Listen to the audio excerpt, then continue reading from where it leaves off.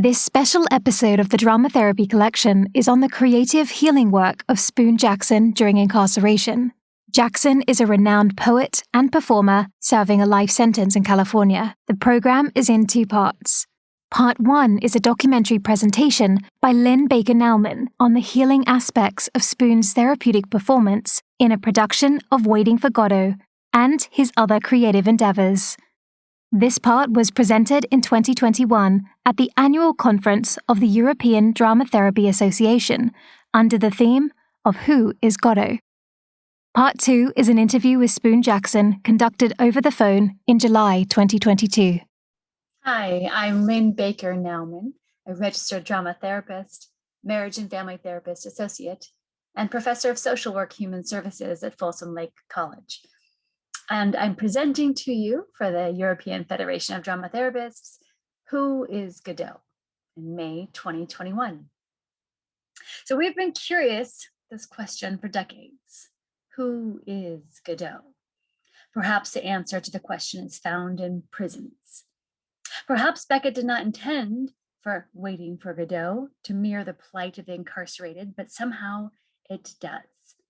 It is relatable on many levels: the mundane, the repetition, the unknown, the volatile visitors with power over, and the unknown messengers that do not really tell you anything useful that you need to hear. In prison, there are thousands of men and women that fall into that category of waiting. Today, I would like to invite you on a journey to see how the act of waiting is a constant in prisons. I would like to introduce you to a man you see on the right here who understands the process of waiting all too well. He has been waiting. I am a lifer. For years. I live beyond the walls. My body can they catch behind walls, but never my soul, spirit, and mind. The poem by Spoon Jackson. So this man was born and raised in a tiny town of Barstow, California, the desert. And as Judith Tannenbaum, his poetry teacher and co-author of the book By Heart, explains, Spoon, for example, was a little boy with a rich imagination. He lay on sand dunes and looked up at the sky. He pondered what adventures the rainbows above might lead to. Spoon was curious, at home in the physical world, and open to learning. Yet adults at his school didn't see or relate to that little boy. The Spoon, they noticed, received paddlings instead of encouragement, and negative predictions instead of discovery. So Spoon's upbringing created a quiet and thoughtful kid, like this picture here. And as Spoon describes, pre-prison, my life had never been one of words. I could barely read, and I spoke as my father did to me, in one-word sentences, shrugs, or by nodding my head. In prison, Spoon's hunger for knowledge led him to books, and his curiosity found the arts.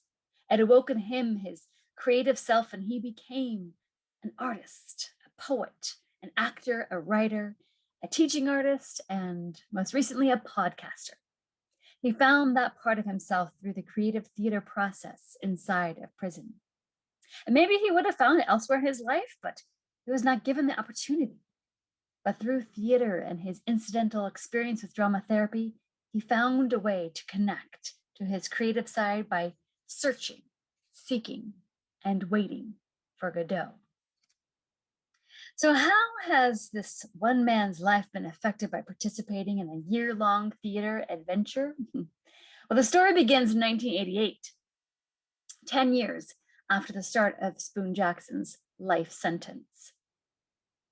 A renowned Swedish director, Jan Jansson, was given permission by Samuel Beckett to stage Waiting for Godot at San Quentin State Prison with a cast of all men inside. So side note that it was first produced and shown at San Quentin in the 50s, but there was an outside cast that brought it in. So this was the first time that in the States ever to be produced with inside actors that were imprisoned. So this experience changed many lives, but specifically the path of Spoon Jackson. So the man that you see on the right in the picture here. He was cast as Pazzo, the character that has power over and struggles with keeping and identifying with his power. So when cast, Spoon had recently found his voice via the pen writing poetry. But as his first theater experience, he benefited from the unintentional drama therapy and found his literal voice. And being in the production of Waiting for Godot sparked the power of connection, community, and empathy. And as his character Pazzo began to discover his own power and how the role of Pazzo and Lucky began to merge and connect and become one. So much of what he sees as his creative growth happened through the drama therapy process for Spoon. Through the process, he created his character. He found the community, this Pazzo community. And he mentioned the camaraderie, the connection that he found with these other famous actors that played Pazzo. He met F. Murray Abraham, who attended the San Quentin production prior to performing it on Broadway with Steve Martin and Robin Williams. And Spoon also received letters from the Broadway actor who played Pazzo, John Goodman, from the TV show Roseanne in 2009, and Bill Irwin, who played Lucky in 1988, and then Vladimir in the 2009 production. He also saw Spoon play Pazzo in San Quentin, and they've been corresponding ever since. So through the Beckett world, he has found a theater community and an international family, because through this connection, he found and met a lot of important people in his life and made many contacts. And his poetry has been shared via song, famous composers and songwriters, and he has been the subject of multiple documentaries. So here we see the cast photo, and then here is his bio in the playbill that I'll read out to you. Being in this play and growing into my part have enabled me to see the realness of the lines. And once in the flow, the lines just come naturally during everyday life.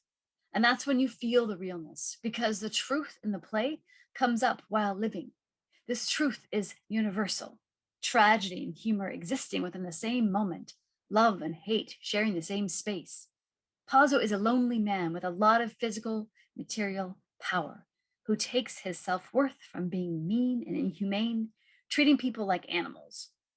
As human beings, we all have one foot in light and one foot in darkness.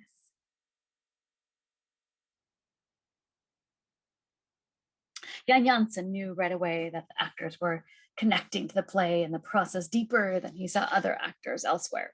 And Jan was very familiar with the play because he first played the character of the boy in Sweden when he was 14. And then later in his professional career, he played Estragon.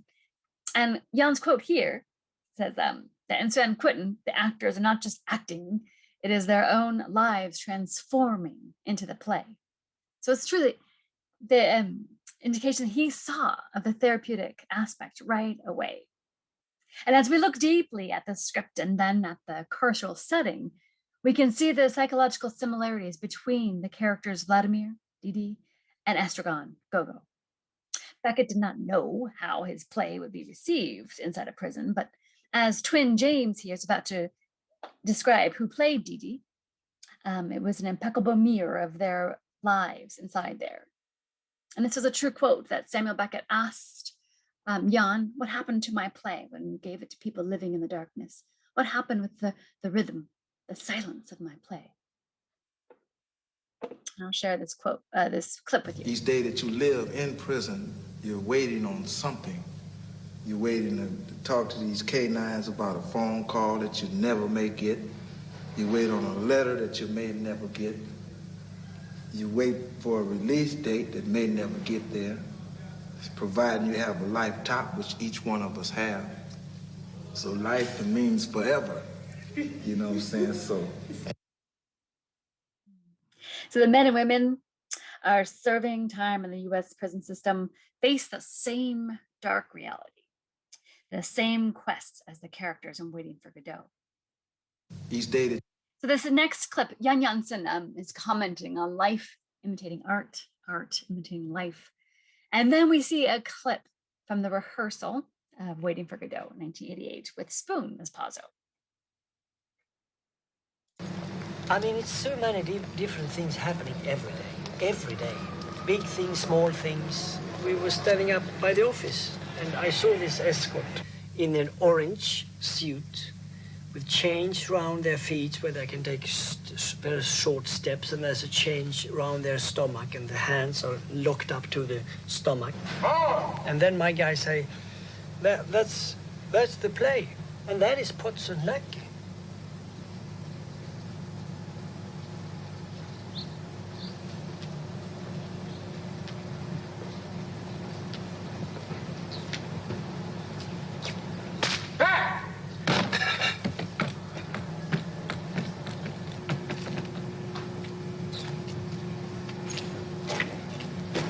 Let me go. Stay where you are. Be careful. He's wicked with strangers. Is that him? Who? Godot? Who is Godot? Oh, he's a kind of acquaintance. Nothing of the kind. We hardly know him. True. We don't know him very well. But all the same.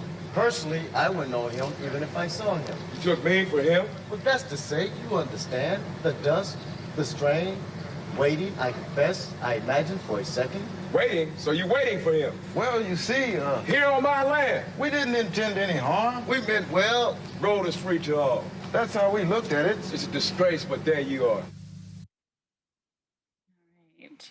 So in Spoon, here on the right, playing Pazzo, his reflection looking back on this experience he shared, it was great to play Pazzo, and I saw him at first as a slave driver, but then as a ploy, and as the dialogue progressed, I understood Lucky had taught him wonderful things, and that he could have once been Pazzo, and Pazzo could have once been Lucky. Because one of Pazzo's lines were, "Guess who taught me all of these wonderful things? My Lucky." So Spoon connected the important element of empathy, a drama therapy tool, by sharing his deep understanding of his character and the relationship between Pazzo and Lucky. And as Spoon shared further, it was cathartic and enlightening to play Pazzo and have total power over another human being. But also Pazzo realized that he could be Lucky, and that scared him. Some correctional officers think they have total power when they really don't. So understanding this correlation of the power play between the correctional officers and people that are incarcerated is an important element of survival. Seeing the similarities as humans is a vital survival technique inside of prison. So more on Spoon. He had many creative mentors along the way within his 43 years of incarceration. And one was this mentor here, two-time Grammy winner and Emmy-nominated Mary Youngblood, who taught him how to play the Native American flute. And Spoon shared, "One of my heroes, Mary Youngblood, got me started. And I would love to show her now how I sound, since she got me started many years ago." So I'll share with you a clip of him playing his flute. You'll see him sitting on the left of the stage here.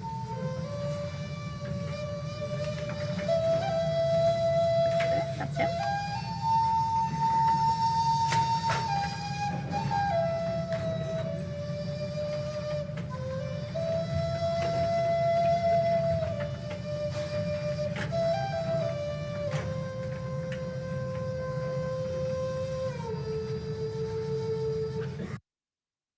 So 30 years after Waiting for Godot, Spoon Jackson shows up at Solano State Prison, where I am working and directing, helping to direct As You Like It.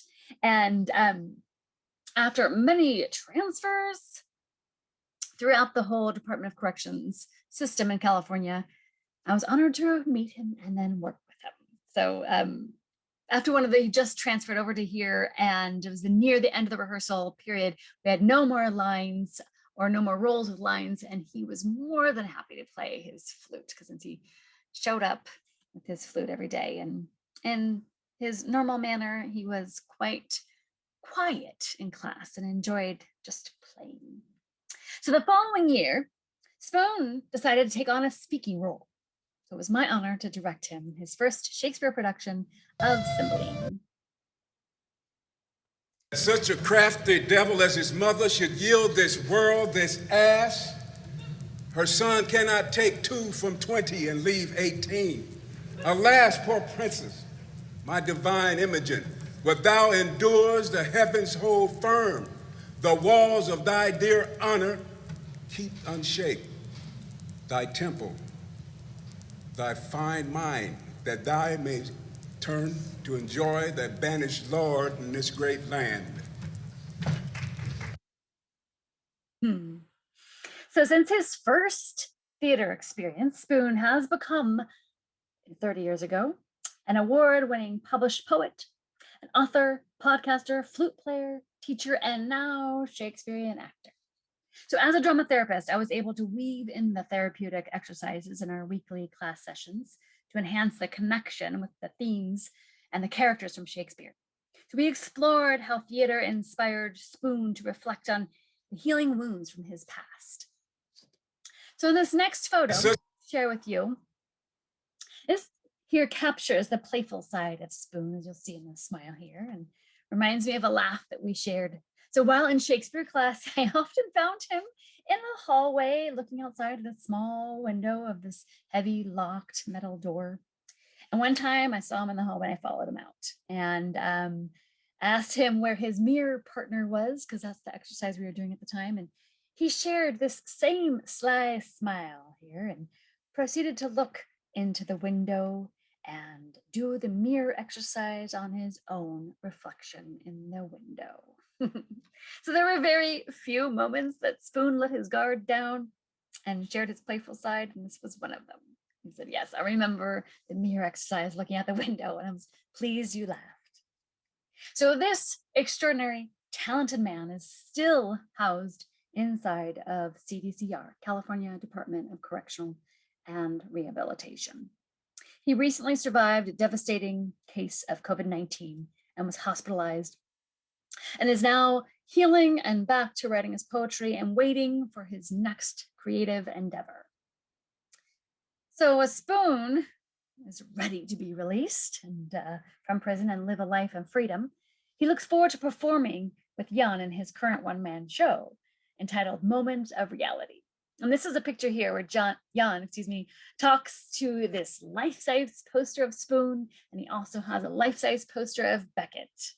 And although there is no release date for Spoon, he has mirrored a life very similar to Pazzo, and not just waiting like the other characters and waiting for Godot, but he has made life happen and has chosen to participate in life. And he also has similarities to the character of Lucky, since he does not currently have a choice of where to live, but he has chosen to participate fully. He allows his creativity to be as free as possible. And Spoon has chosen to not be stuck in his own internal prison, but allows his soul to be free. Spoon has found his existence. And as Estragon states in Waiting for Godot, we always find something, eh, Didi, to let us think we exist. And one of his newer creative endeavors to remind him of his existence. And in this photo here is Spoon producing the podcast Uncuffed at Solano State Prison. So when a Spoon says all rehabilitation is self-rehabilitation, meaning it is up to the individual to determine what is next for them. So as drama therapists, we can provide tools to facilitate rehabilitation, but it is up to the participants to take the opportunity. And as Spoon shared, I think all the arts are therapeutic, especially poetry, drama, and music. And they overlap at times. 33 years since Godot. I am waiting and not waiting, living in the moment. So I would like to leave you with the final thought that Godot is healing. The healing is what we are all waiting for. And it is up to us to either wait or take action. So what or who are those stuck in prison waiting for? Everything and nothing. There is a constant unknown of what is next, and yet those imprisoned need to accept the uncertainty in order to survive, and they have to choose to survive. Spoon Jackson has chosen to survive, and he has chosen to heal. It is a choice. So I propose that Godot is a concept synonymous with healing. And I'll leave you with this last poem by Spoon, just wrote a few weeks ago, called Heal. Didn't get there. Heal. Like a heart that keeps giving, I must keep believing in the power of healing. Sometimes I grind down so hard on my teeth I crack them during the night. I must wear a tooth guard at night. Sometimes a long and deep cry alone or with a loved one will open your eyes, your heart to the power of healing. Like a heart that keeps giving, I must keep believing in the power of healing. Sometimes just a smile, a hug, a kiss, or a hello will heal the soul. Sometimes a book, letter, a song, poem, or dream, or loss of a loved one will open your eyes, your heart. Sometimes a long silence, solitude, a stream, a tree, a meadow, a long howl, or a swallow's song will open your eyes, your heart to the power of healing. I don't know what or who I have not forgiven, and I know there's something that needs healing like a heart that keeps giving. I must keep believing. I must keep believing in the power of healing. These commentaries heal like a heart. Sorry, I'm trying to say that there. So we must keep believing in the power of healing. And this is a song by Annie DeFranco, who wrote the music to Spoon's poetry. This is called Nowhere But Barstow from the recent Prison Music Project.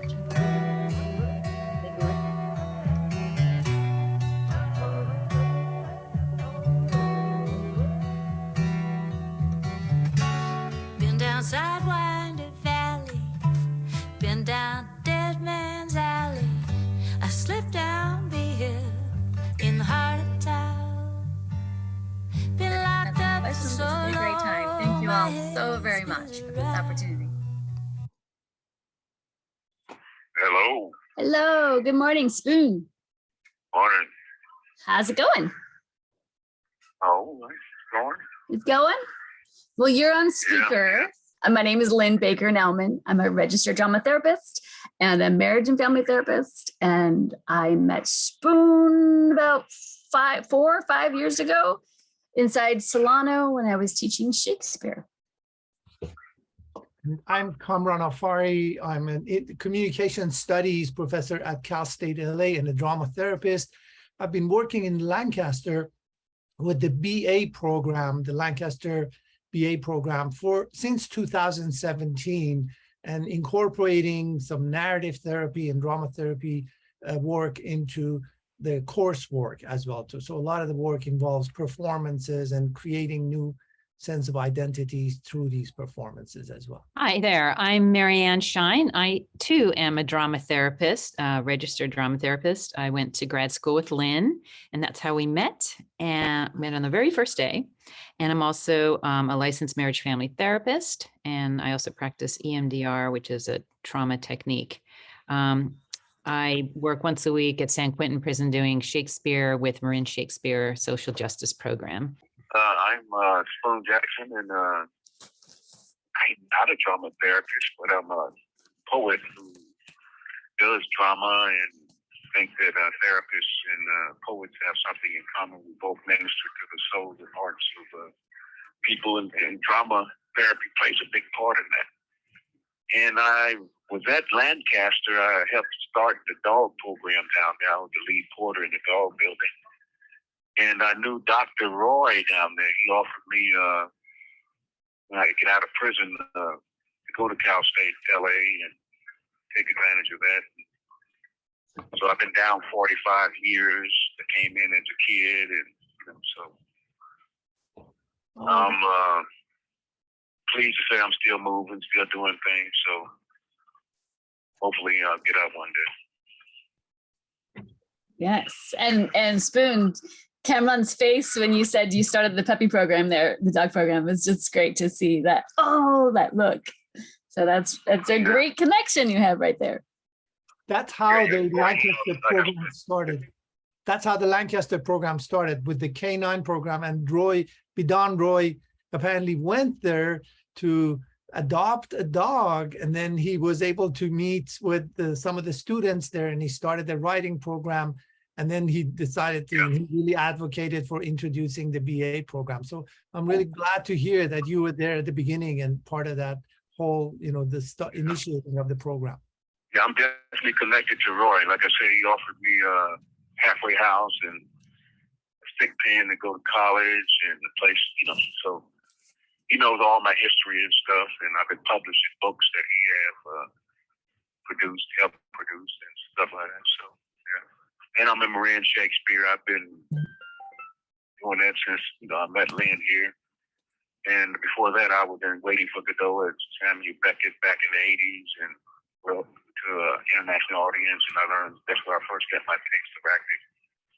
Since then, I started writing plays. I got a dog play, actually, that I wrote based on the dogs down there at Lancaster. Each dog has their own personality, so I stepped into the dogs, and hopefully people who read it, they really like it, but I haven't released it to the world yet.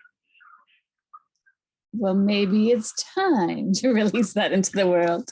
You started sharing with us, Spoon, about, your history with drama therapy, but I would like, if you can, just to share a little bit more about your journey with theater and your journey with how it became a therapeutic aspect.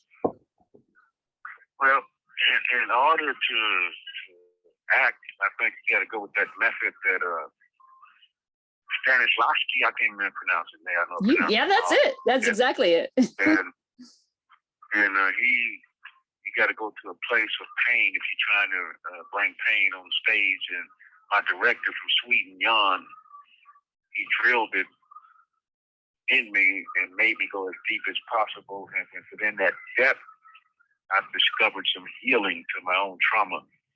Because I think with each art, when you become an artist, you find a level of healing. Like in poetry, I found some healing in poetry. I went to prose and then drama. And then when I met Mary Youngblood, she brought in the flutes.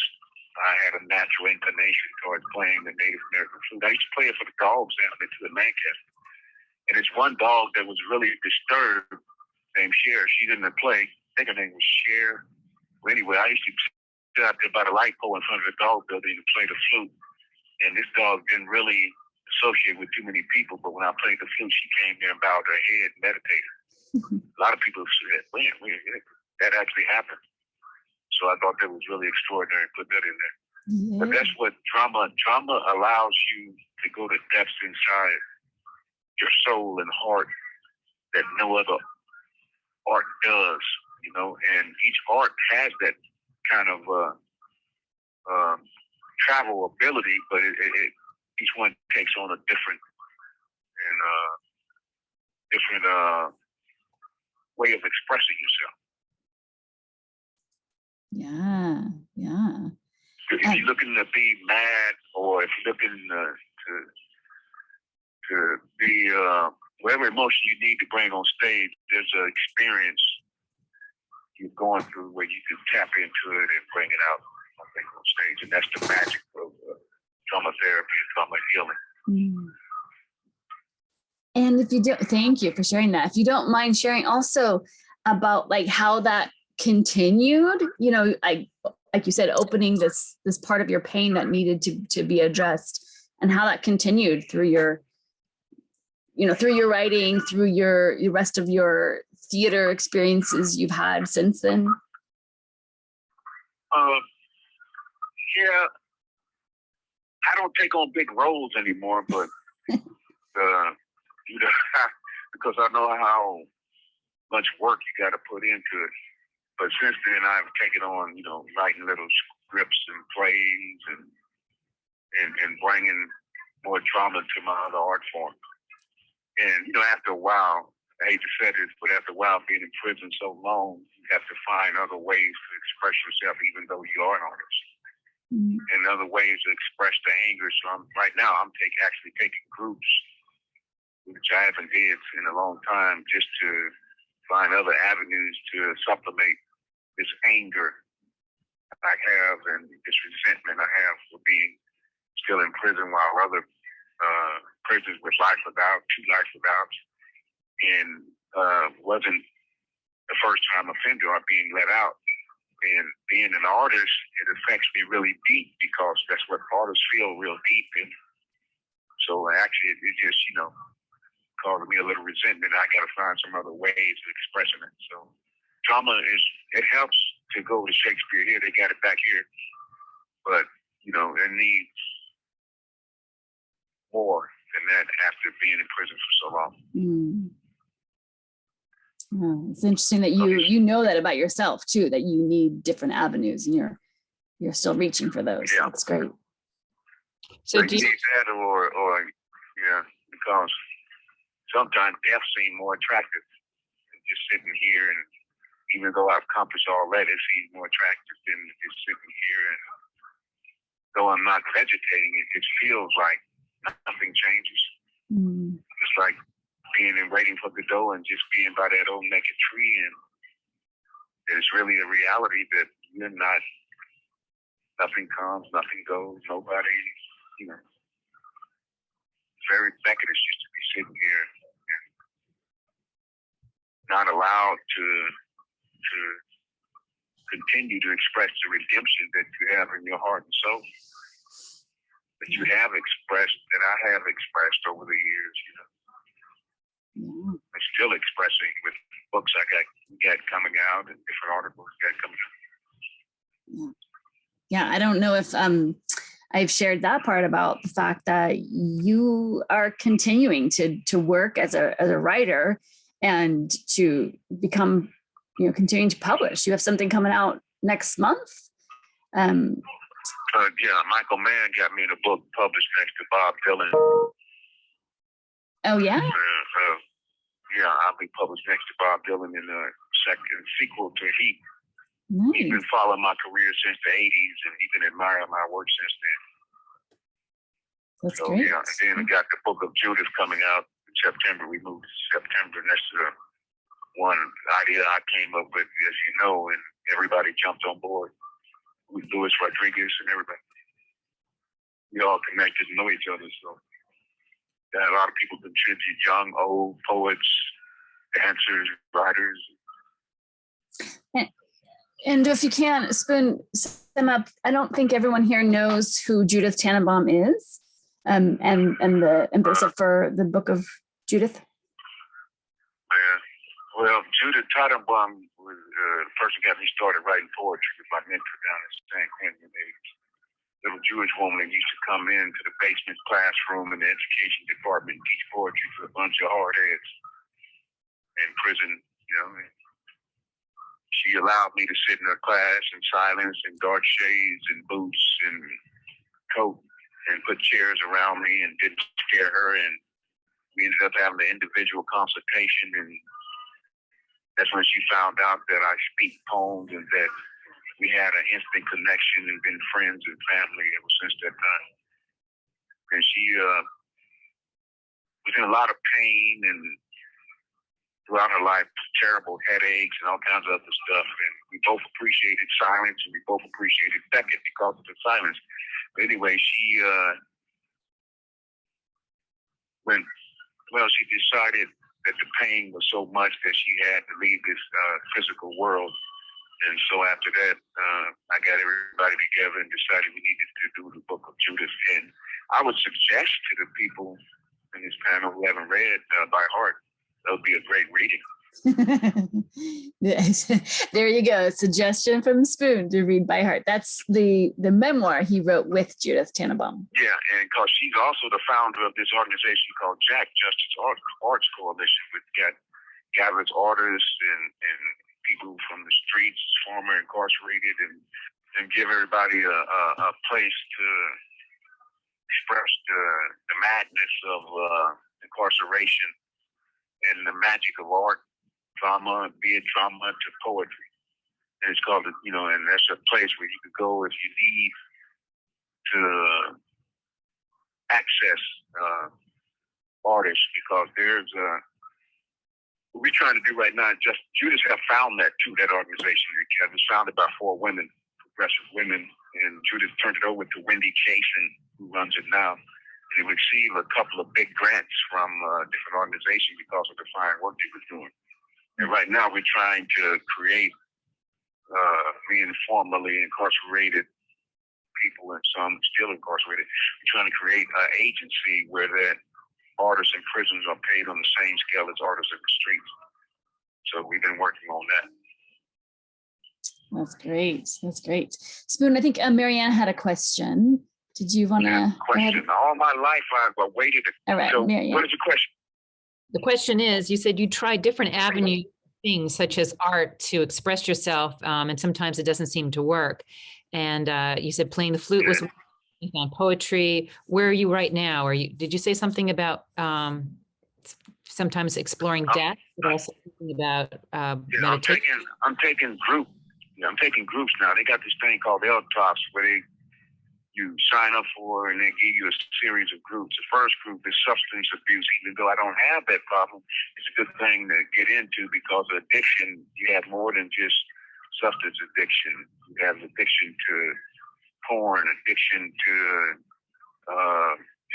anything. You know, if you got some kind of addiction to substance abuse. Then they got anger management because I'm definitely angry and resentful.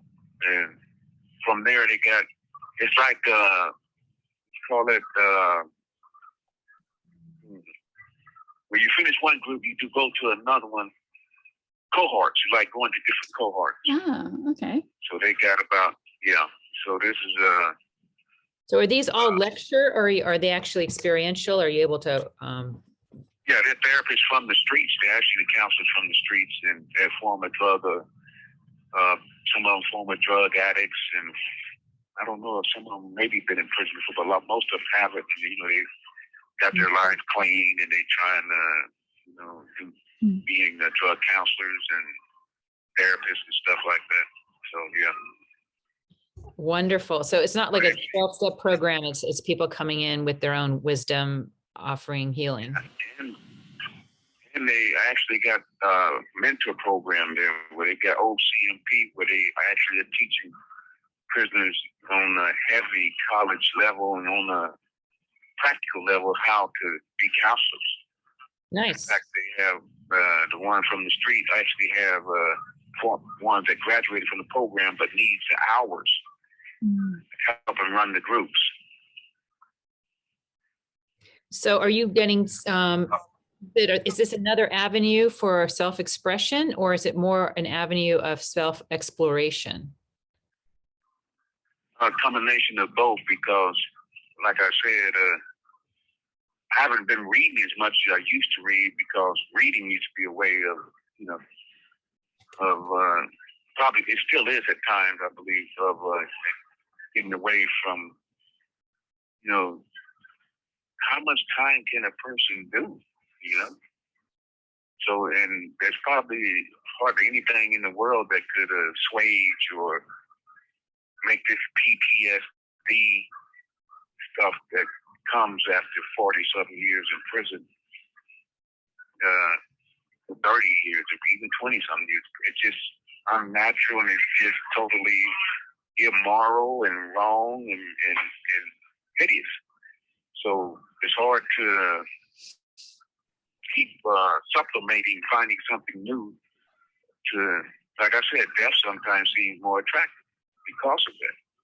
They're giving you no hope at all, especially when you got life back. They don't give you any hope. They don't even care. Like I've said, they got a thing like, where people that came in under 25, they get to go to the board and they say, well, your brain is all fucked up until you, reach a certain age. It applies to everybody but life without. And it says science proved that it was true. So we're trying to figure out if it applies to all other lifers, some with 100 years of life, 200 years of life that came in under 25. But when you come to life without, you said, well, we're not going to use it for y'all. See, that's the type of logic we have to deal with as life without. And then we got this governor who does commutation, just like Brown, but he could commune anybody he wants, don't need no reason or no logic or no rules. So if he don't like that your victim was another color or that your victim was this or that, he can say, oh, the hell with you. I don't have to let you out. It's an act of mercy. And I'm not giving you any mercy. So. Thank you for sharing that. Sorry, I was late. I was taking care of my 2.5-year-old and, that's kind of complicated when you're trying to do meetings too. But this may have already been answered, but I was curious about, your childhood. Do you remember writing or performing, or what kind of creativity? I didn't do any of that. I was slapped by my kindergarten teacher and hit with rulers by my first grade teacher, paddled from the second grade on to the seventh grade when I got too big. I wasn't going to let them paddle anymore. I was whipped with extension cords, water hoses, and tree branches at home. So my childhood, I was, was abusive, and I thought that was the way of the world. I thought it was abuse, and that dog eat dog was going on. I didn't have no access or appreciation for poetry, trauma, any of that stuff. All that happened after I came inside. And it's not because of prison that it happened, it's because it was part of my journey, because prison don't give a shit about, rehabilitative stuff. They just want you to be punished. And even though they brought that word back, that still seemed to be their main theme, is to punish you. Mm-hmm. So no. And you get more in depth. Look, that if you read by heart too. Well, I actually talk about it. I'm not trying to promote the book, but it's a good story too. It is. It's a great story, and it's a great book. It really is. Yeah, it was my young life was traumatic. I used to hang out by myself. I used to run with dogs instead of people, and I didn't feel like I fit in anywhere, of course. So, and I just passed along in school. Didn't really learn nothing. Didn't think I could ever write. Or it just boggles my mind that I ended up being a teacher's aide, a writer, and all that stuff, because I couldn't do none of that growing up. Well, I could have done some of that if I would have had one person somewhere who believed in me and inspired me, like Judith did with the poetry, but it was books. After the tragic trauma that awakened something in me. Unfortunately, it takes big trauma sometimes to awaken stuff. And I decided that educating myself, re-educating myself away from the fallacies that was taught to me was the way to go. And that's how I ended up signing up for poetry and for all that other stuff, because my studies of psychology, philosophy, and religion led me to the poetry and writing and all that. Because prior to meeting Judith, I discovered that silence was the best thing in the world, that I would live a silent life and not hardly even talk to anybody. But then after I discovered poetry and me and Judith had that meeting, and I found out that I was a poet, that changed things. Spoon, something you said reminding me too of a question that I've been wanting to know. If there was something that you could tell that teenage self of you, now that you have all the wisdom you have, what would you tell that kid? A young me? Young you, yeah. Teenage Spoon. Nothing, because I had nowhere to go. I didn't have no avenue. I was, my dad didn't give a shit about me, it seems, so I was psychologically abused, and my mother, he never loved her, and he used to boast about it. And he married her because she got pregnant, and they was in Arkansas. So my concept of love was all screwed up. So, well, what do you think that kid would have gained, like, from hearing from someone? Like, what would have helped him? I don't know. It depends. It would have had to been the proper circumstances and the proper moment in my journey for that to happen. I guess it had to be for me in prison, because I had no concept of prison, really. And so life has certain twists, certain things that are fate, seem like it. Which is sorrowful and tragic. But life is just crazy like that sometimes, where I had to come through all this shit to appreciate and find out who I really am, what I could really do in life. So it's sad, but life sometimes seems like, why must you have so much tragedy and hurt people and be hurt by people in order to grow and glow. And why does a lovely wildflower wither and go away when the sun forever shines? Yeah, those are good questions that we'll all keep pondering on.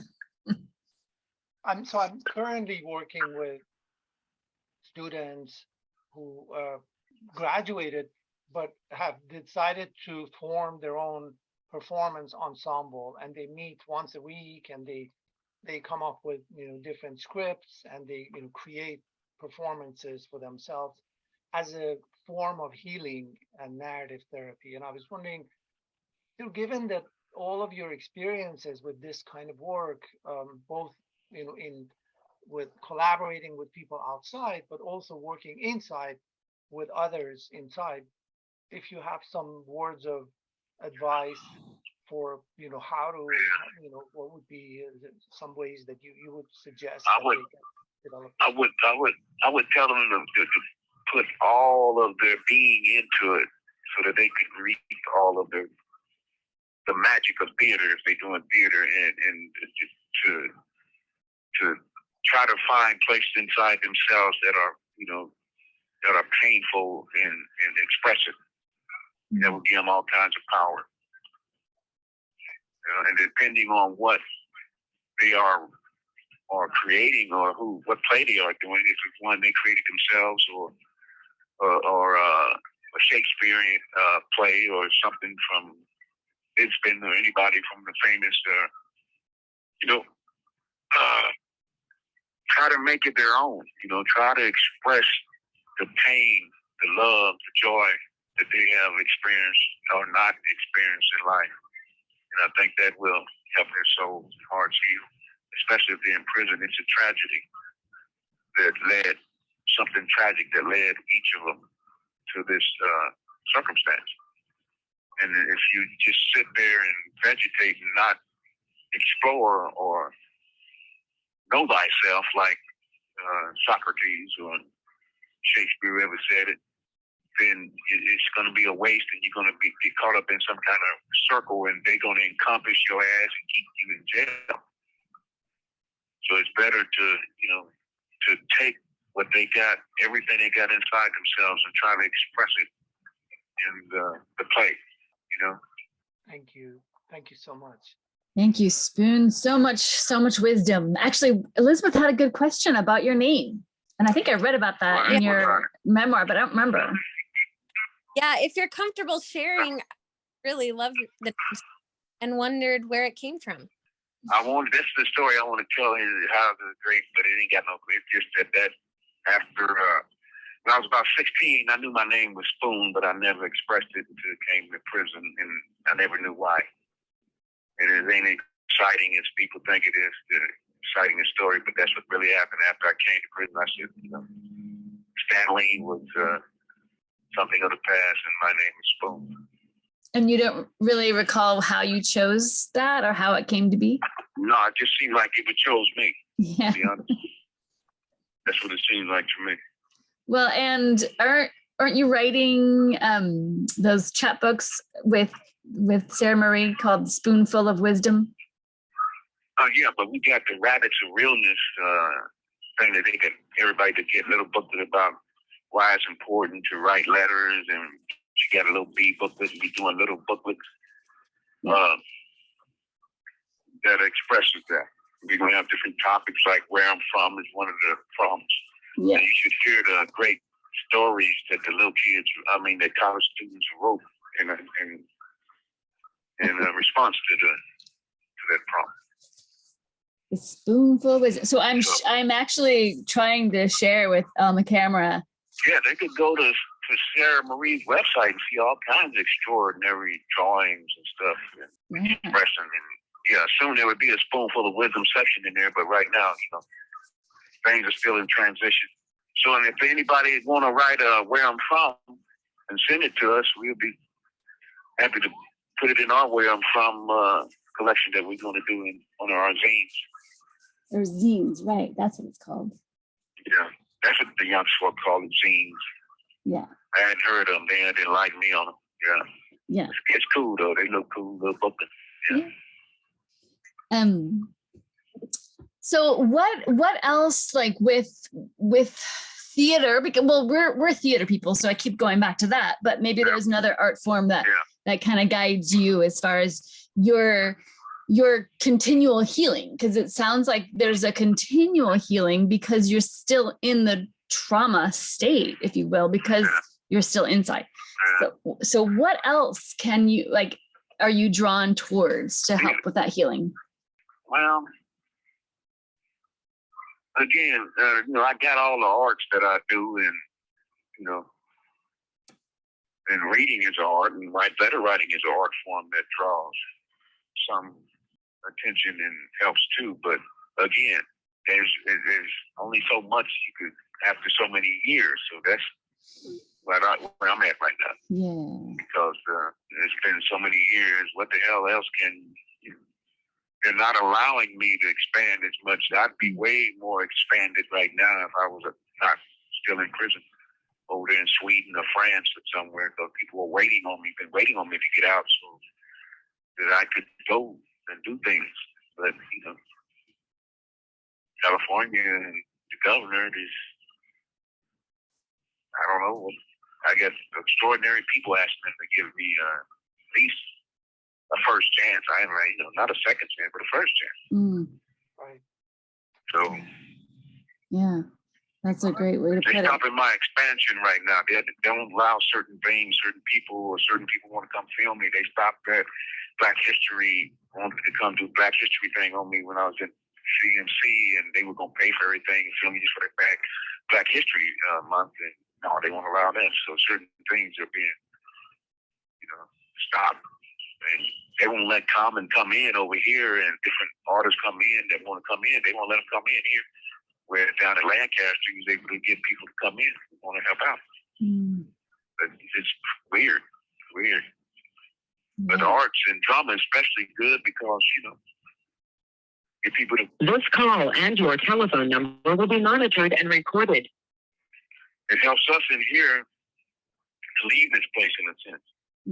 Playing characters would help us leave this place and find a spot in the universe that is universal. Yeah. Well, Spoon, I have a couple of people that I'm working with. In fact, these are great writers, artists, people who graduated from the Lancaster program and watched half of the cohort getting commutations and paroles and being released, but they also have LWOPs, and they're struggling. They're just trying to make sense of all this. They're trying to keep hope alive and trying to continue advocacy. And I'm part of that too. I know what you're saying. Yeah, it's just painful. It doesn't even make any sense. I give you an example. There's this one guy that got life without, came off death row right across the day room from me. He came off death row. He had, a killing and attempted murder and some other things. The governor go out of his way to go to state Supreme Court, and he's not a first-time offender. He's got second or third-time offender, something like that, to get this man commuted. And I'm a first-term offender, and the guys, you probably talking about first-term offender, and he's not even looking at us. It don't seem like. So there's no logic to it, and then people are not hating on them guys that are getting the action. It's just that there's no, not that the life's supposed to be fair, but there's no criteria. I did a podcast on the commutation. I don't know if they're still playing it at KLW. I did a podcast on that. They had this one kid that came in. I'm glad he got out. He did 20 years on the LWOP, and he was the shooter. They let him go home. Wow. And there's people in here that got 30, 40 years in, and they're not letting them go home. So, and that right there exacerbates the pain of the people you talking about, and they wondering, they got no hope. They wondering if, maybe it's better to be dead. I hate to keep saying that because there's no logic to what's going on. There's no logic at all. Yeah. Cameron, was there a second part of that question? You can say to a person like that. Huh? No, I mean, I just, again, anything that we could do here from outside to keep this hope alive, or to continue this work. Any advice from you? Yeah, what? Continue to do what you're doing. Continue to do drama and inviting people to be a part of it and expanding and doing all that. Because if it don't help us, it might help somebody else. Because we're like the ones. I just want to let you know, how much thank you for everything that you're doing and keeping us, motivated and alive, and just bringing a human face to all this suffering that's being covered up by this inhuman system of incarceration that we have. Yeah, I'm really grateful that you are willing to share your story and to continue to write about it, because I think that helps to share with the world what's really going on, and like Cameron was saying, share with the next generation.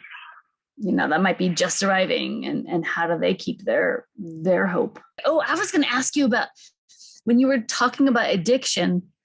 I was curious about, since newly instated in CDC are the tablets, and what have you seen or experienced with the tablets? If there's been anyone seemingly addicted, or if you're feeling any of that, No, it's like a toy for most of us, because people that didn't get into the cell phone thing, because the cell phone comes from the staff, or it comes from.